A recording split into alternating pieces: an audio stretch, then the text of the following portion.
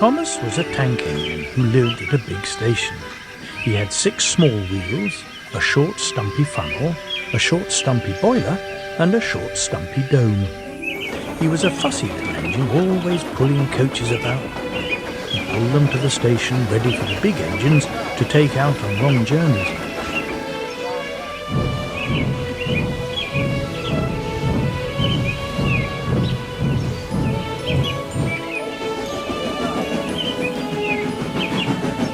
And when trains came in and the people had got out, he would pull the empty coaches away so that the big engines could go and rest.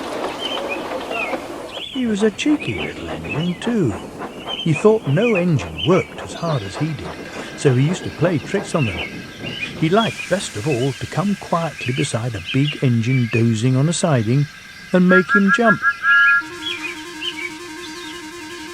"Wake up, lazy bones," he would whistle.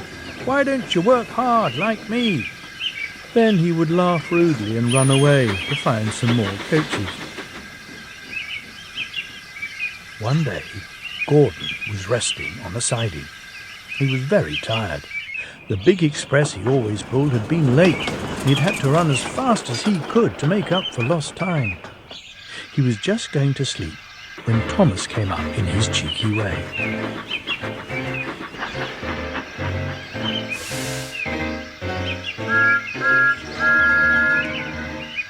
"Wake up, lazy bones," he whistled. "Do some hard work for a change. You can't catch me." And he ran off, laughing. Instead of going to sleep again, Gordon thought how he could pay Thomas out.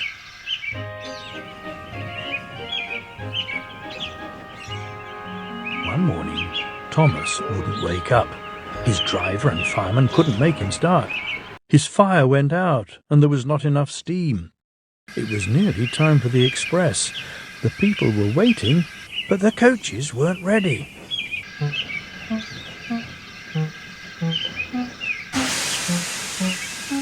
At last, Thomas started. "Oh dear," he yawned. "Come on," said the coaches. "Hurry up." Thomas gave them a rude bump and started for the station. "Don't stop dawdling, don't stop dawdling," he grunted. "Where have you been? Where have you been?" asked the coaches crossly. "Hurry up, you," said Gordon crossly. "Hurry yourself," said cheeky Thomas. "Yes," said Gordon, "I will."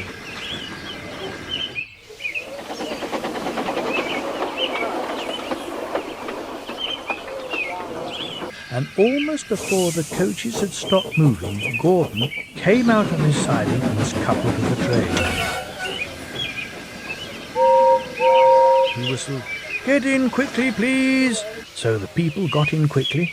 The signal went down. The clock struck the hour.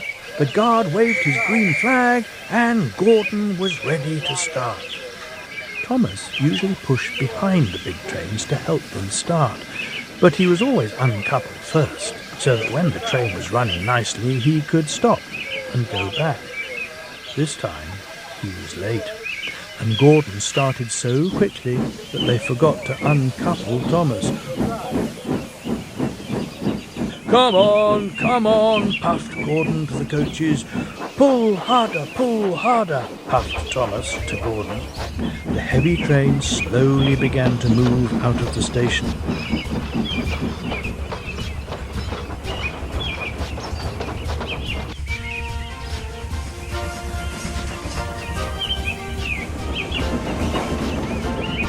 The train went faster and faster. Too fast for Thomas. He wanted to stop, but he couldn't. "Beep, beep! Stop!" he whistled. Hurry!" laughed Gordon in front. You can't get away," laughed the coaches.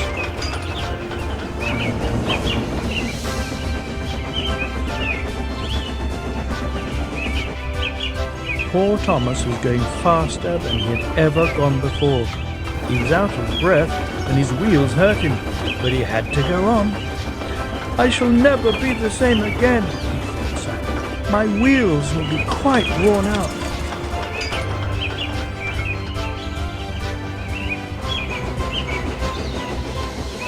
At last they stopped at a station.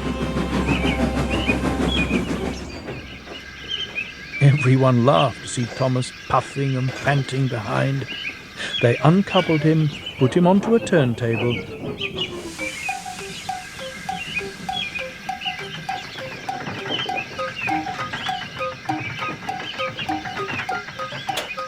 and then he ran on the siding out of the way.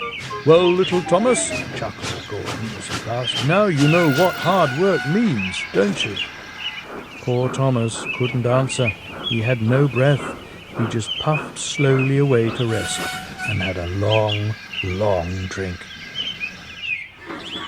He went home very slowly and was careful afterwards never to be cheeky to Gordon again.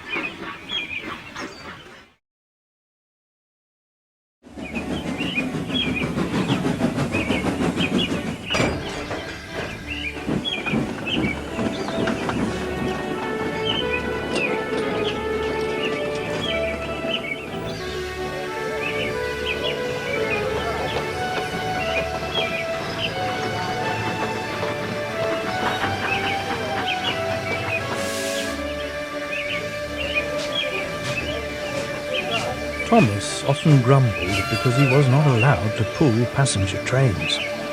The other engines laughed. "You're too impatient," they said. "You'll be sure to leave something behind." "Rubbish," said Thomas crossly. "You just wait, I'll show you." One night he and Henry were alone. Henry was ill. The men worked hard, but he didn't get better. Now Henry usually pulled the first train in the morning, and Thomas had to get his coaches ready. "If Henry is ill," he thought, "perhaps I shall pull his train." Thomas ran to find the coaches.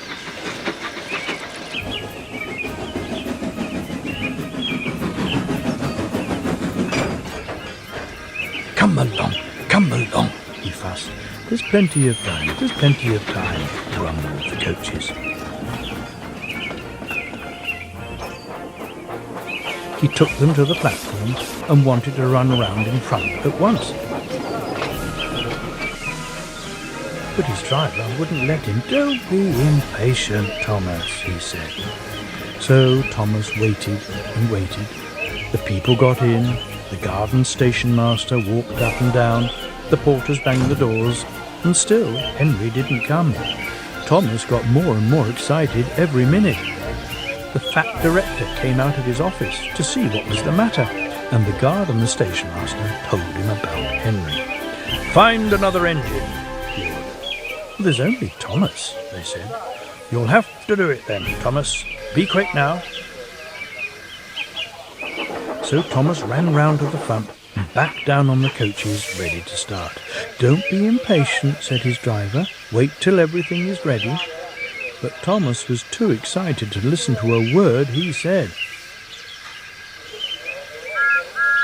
What happened then, no one knows. Perhaps they forgot to couple Thomas to the train. Perhaps Thomas was too impatient to wait till they were ready. Or perhaps his driver pulled the lever by mistake. Anyhow, Thomas started. People shouted and waved at him, but he didn't stop. "They're waving because I'm such a splendid engine," he thought. As he passed the first signal box, he saw the men leaning out and waving and shouting. "They're pleased to see me," he thought. "They've never seen me pulling a train before. It's nice of them to wave." And he whistled, "Beep, beep, thank you," and hurried on.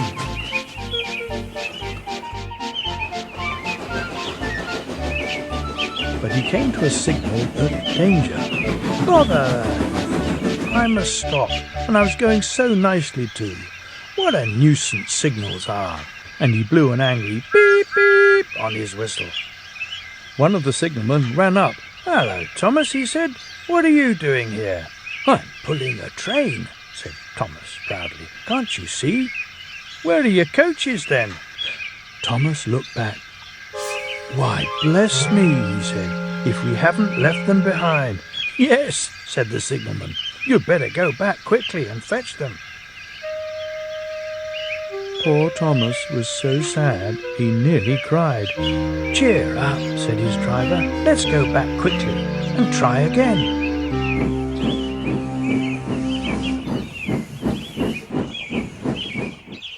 At the station, all the passengers were talking at once. They were telling the fat director, the station master and the guard what a bad railway it was. But when Thomas came back and they saw how sad he was, they couldn't be cross. So they coupled him to the train, and this time he really pulled it.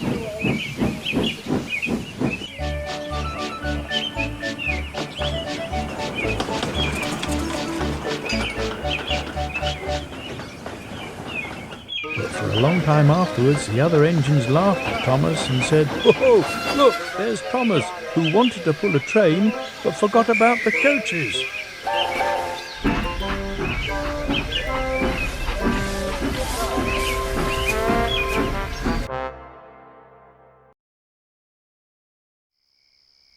Thomas used to grumble in the shed at night. "I'm tired of pushing coaches. I want to see the world." The others didn't take much notice, for Thomas was a little engine with a long tongue. But one night Edward came to the shed. He was a kind little engine and felt sorry for Thomas. "I've got some trucks to take home tomorrow," he told them. "If you take them instead, I'll push coaches in the yard."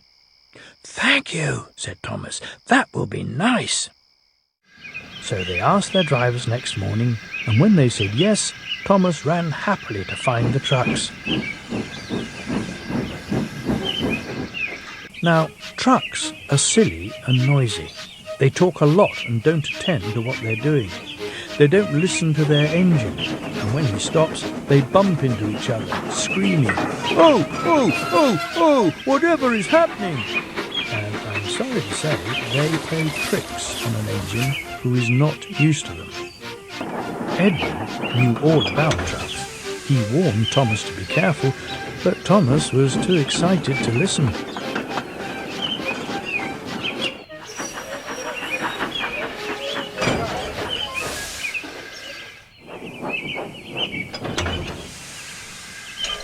The shunter fastened the coupling, and when the signal dropped, Thomas was ready.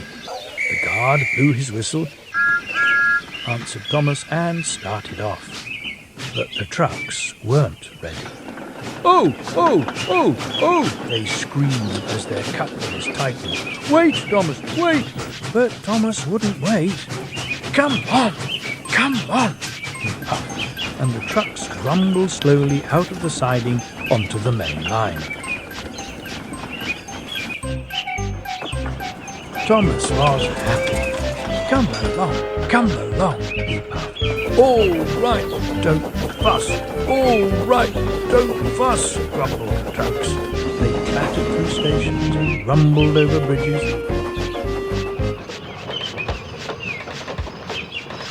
Thomas whistled, and they rushed through the tunnel in which Henry had been shut up.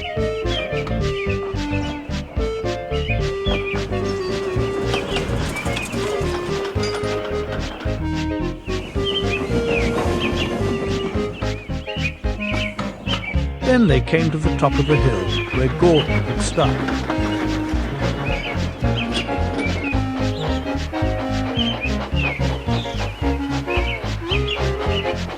"Steady now, steady," warned the driver, and he shut off steam and began to put on the brakes. We're stopping," called Thomas. "No, no, no, no," answered the trucks, and bumped into each other. Go on." And before his driver could stop them, they had pushed Thomas down the hill and were rattling and laughing behind him. Thomas tried hard to stop them from making him go too fast. Stop pushing, he hissed, but the trucks would not stop. He was glad when they got to the bottom. Then he saw in the front the place where they had to stop. "Oh dear, what shall I do?" They rattled through the station. "I must stop!" He shut his eyes tight.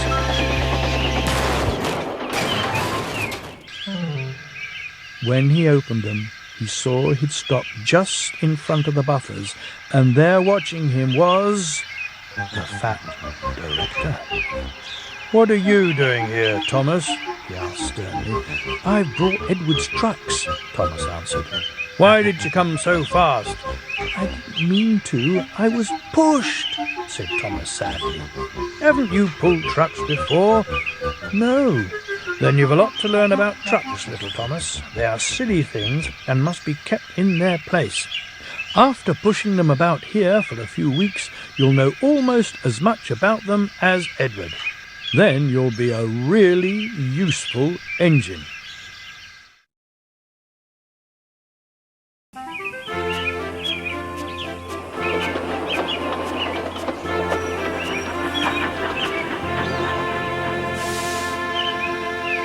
Every day the fat director came to the station to catch his train, and he always said hello to Thomas. There were lots of trucks in the yard. Different ones came in every day, and Thomas had to push and pull them into their right places. He worked hard. He knew now that he wasn't so clever as he had thought. Besides, the fat director had been kind to him, and he wanted to learn all about trucks so as to be a really useful engine. But on a siding by themselves were some trucks that Thomas was told he mustn't touch. There was a small coach, some flat trucks, and two queer things his driver called cranes. "That's the breakdown train," he said. "When there's an accident, the workmen get into the coach, and the engine takes them quickly to help the hurt people and to clear and mend the line. The cranes are for lifting heavy things like engines and coaches and trucks." One day, Thomas was in the yard when he heard an engine whistling, "Help! Help!" and a goods train came rushing through much too fast. The engine, a new one called James, was frightened. His brake blocks were on fire, and smoke and sparks streamed out on each side. "They're pushing me! They're pushing me!" he panted. On, laughed the trucks, and still whistling, "Help! Help!" poor James disappeared under a bridge. "I'd like to teach those trucks a lesson," said Thomas the tank engine.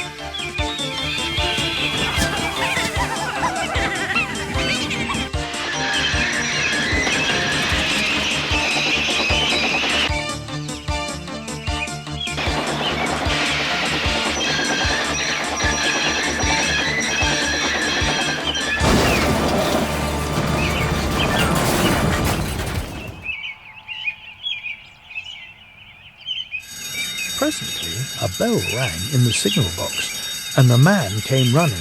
"James is off the line! The breakdown train! Quickly!" he shouted. So Thomas was coupled on, the workmen jumped into their coach, and off they went. Thomas worked his hardest. "Hurry, hurry, hurry!" he puffed, and this time he wasn't pretending to be like Gordon, he really meant it. "Bother those trucks and their tricks," he thought. "I hope poor James isn't hurt." They found James and the trucks at a bend in the line. The brake van and the last few trucks were on the rails, but the front ones were piled in a heap. James was in a field with a cow looking at him, and his driver and fireman were feeling him all over to see if he was hurt. "Never mind, James," they said. "It wasn't your fault. It was those wooden brakes they gave you. We always said they were no good." Thomas pushed the breakdown train alongside. Then he pulled the unhurt trucks out of the way. "Oh dear, oh dear," they groaned. "Serves you right, puffed Thomas crossly. When the men put other trucks on the line, he pulled them away too. He was hard at work, puffing backwards and forwards all the afternoon. "This'll teach you a lesson, this'll teach you a lesson," he told the trucks, and they answered, "Yes, it will, yes, it will." They left the broken trucks and mended the line. Then with two cranes they put James back on the rails. He tried to move, but he couldn't, so Thomas helped him back to the shed.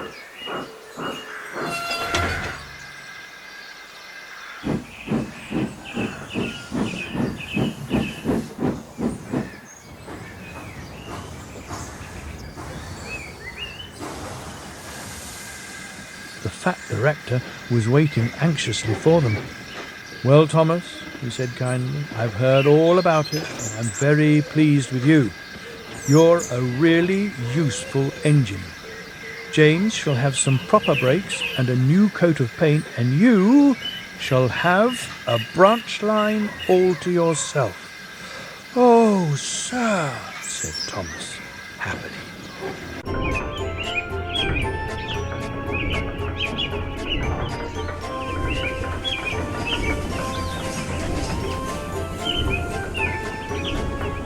Now Thomas is as happy as can be. He has a branch line all to himself, and puffs proudly backwards and forwards with 2 coaches all day. He's never lonely, because there's always some engine to talk to at the junction. Edward and Henry stop quite often and tell him the news. Gordon is always in a hurry and does not stop, but he never forgets to say boop boop to little Thomas, and Thomas always whistles beep beep in return. He's a very useful engine, you know. All the other engines, they'll tell you so. He huffs and puffs and whistles, rushing to